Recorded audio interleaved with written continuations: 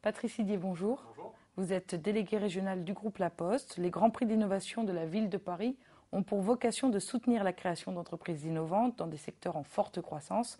Alors pour quelles raisons vous êtes-vous associé au Grand Prix de l'innovation ? Alors tout d'abord parce que La Poste est un grand groupe de services qui a mis le service au cœur de sa stratégie. C'est une entreprise très implantée en Île-de-France, 57 000 collaborateurs. À ce titre, c'est une entreprise qui s'intéresse à ce qui se passe en matière d'innovation sur le territoire, notamment de la part des jeunes entreprises, mais qui peut aussi apporter, notamment en investissant, pour favoriser le développement de l'innovation dans la région Île-de-France. Dans quelle mesure le groupe La Poste est-il impliqué dans l'innovation et l'entrepreneuriat ? Très concrètement, l'innovation, elle est au cœur du service. Elle est au cœur du service, par exemple, des jeunes entreprises. Très récemment, nous avons lancé la box e-commerce, qui permet de faciliter la création de son entreprise pour un jeune ou une jeune qui souhaite se lancer. Très concrètement, c'est l'aide à la création du site internet de l'entreprise, qui est très important aujourd'hui pour une entreprise et notamment pour une jeune entreprise. Une aide sur la sécurisation des paiements avec une offre Celius de la Banque Postale. Et ce package, il aide le jeune créateur d'entreprise de manière simple, adaptée et fort peu coûteuse. C'est aussi l'innovation, elle est au cœur du service aux collectivités en Île-de-France. C'est important pour nous. Notamment, sait-on que le groupe La Poste, via l'une de ses filiales, Extelia, gère pour le compte de la RATP le Pass Navigo ou la carte imaginaire pour les jeunes.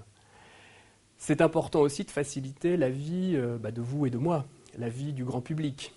Par exemple, en vous permettant d'aller au bureau de poste sans sortir de chez vous, via monbureaudeposte.fr, qui vous permet par exemple d'affranchir un colis ou d'acheter un affranchissement. Ou l'innovation qui vous permet d'aller chercher votre colis 24 heures sur 24, 7 jours sur 7, dans des consignes automatiques, il y en a 20 à Paris, et que l'on appelle les Citissimo. Donc vous voyez que l'innovation, elle est vraiment au cœur du service, concrètement, pour les entreprises, pour les professionnels, pour les particuliers. Alors, le Grand Prix de l'innovation récompense la création d'entreprises dans 5 catégories différentes, dont les éco-innovations. Pourquoi avoir choisi cette catégorie ? Alors, on a choisi cette catégorie parce que le développement responsable et l'innovation, ils sont au cœur de la stratégie de notre groupe. En matière de développement durable, ça a beaucoup de sens de s'engager pour un groupe comme La Poste, qui fait 50 fois le tour de la Terre chaque jour, avec ses véhicules partout en France. Nous sommes engagés à réduire de 15% nos émissions de CO2 d'ici 2012 pour l'ensemble de la flotte roulante.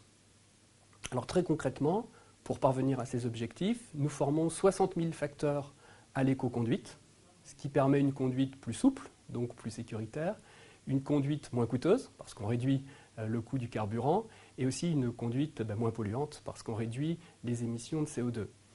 Mais nous nous engageons aussi en développant les véhicules électriques, notamment pour la distribution des produits que nous délivrons à nos clients.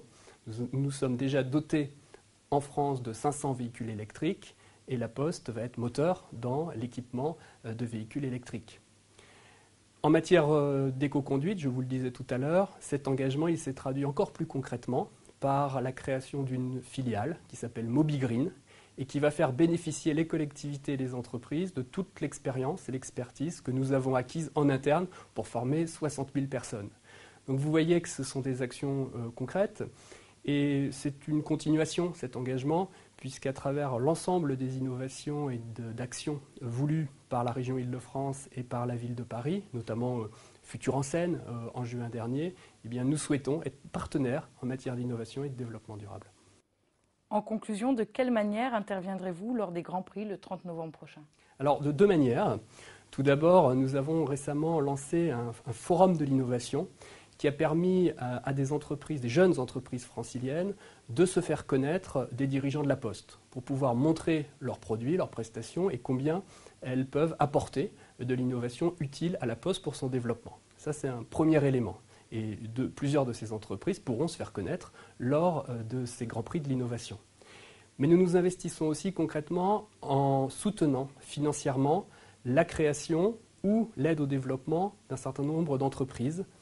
Et pour cela, La Poste dispose d'une société de gestion qui s'appelle Xange Private Equity, détenue majoritairement par la Banque Postale, banque qui appartient au groupe public La Poste, et qui, d'ores et déjà, soutient 35 entreprises en Île-de-France sur les 63 qu'elle soutient au plan national. Ce sont des engagements qui peuvent aller financiers de 500 000 à 5 millions d'euros, et Xange Private Equity gère déjà un investissement global de l'ordre de 350 millions d'euros. Patrice Didier, je vous remercie. Merci.